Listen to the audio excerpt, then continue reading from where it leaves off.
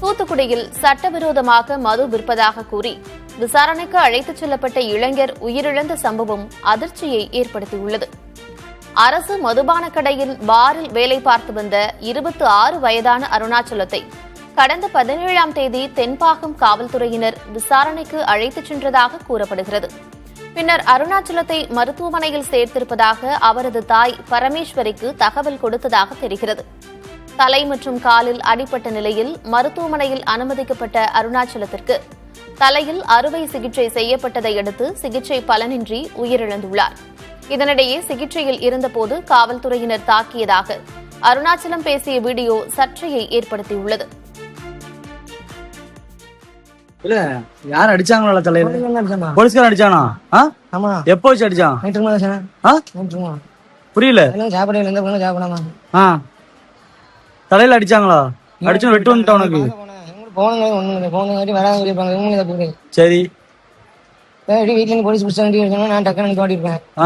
மாட்டி விட்டு கூப்பிட்டு சரி. அவன் 2 வண்டி ஏழு அடிச்சாங்க. இதுல ஒண்ணு இதுல ஒண்ணு தலையில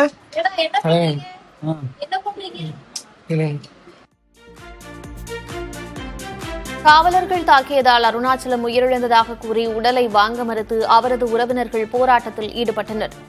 மருத்துவமனையில் சேர்த்த பின்னரே தங்களுக்கு காவலர்கள் தகவல் அளித்ததாகவும் உறவினர்கள் குற்றம் சாட்டியுள்ளனர். பெட்ல சேர்த்தணும் போலீஸ்காரங்க அடிச்சதுக்கு அடிச்சாமா அப்படின்னு சொல்லி என் பையன் சொன்னேன் என்கிட்ட. அந்தால பக்கத்துல ஒரு 2 பேர் நின்னாங்க. அதுல யார் போய் சொன்னாங்க என்னன்னு தெரியல. டக்குன்னு ஒரு டாக்டர் வந்தாரு. வந்து ஏமா ஒரு 10 நிமிஷம் அவனுக்கு மொட்டை போடுங்க, ஆபரேஷன் பண்ணணும் அப்படின்னாங்க. இல்லைன்னா ஏதாவது ஆயிரும் அப்படின்னு சொல்லி சொன்னாங்க. சரி சார் உடனே அப்போ ஆபரேஷன் பண்ணுங்க சார் அப்படின்ட்டேன். ஆபரேஷன் பண்ணி இன்னைக்கு காலையில ஒரு 3 மணிக்கு இறந்துட்டான் அப்படின்னு சொல்லி சொன்னாங்க. எனக்கு அங்க கொண்டு சேர்த்துட்டு அதுக்கப்புறம் எனக்கு போன் போட்டு சொன்னாங்க.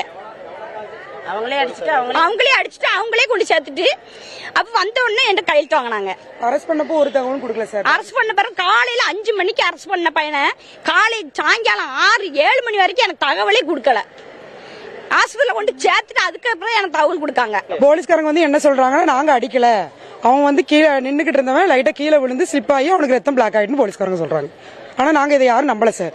எங்களுக்கு நியாயம் கிடைக்கணும். அவங்க பிடிச்ச இடத்துலயும் 4 போலீஸ்காரங்க பிடிச்சங்காங்க. அவங்களும் வரணும். எங்களுக்கு நியாயம் கிடைக்கிற வரைக்கும் இந்த போராட்டத்தை நாங்க விட மாட்டோம்.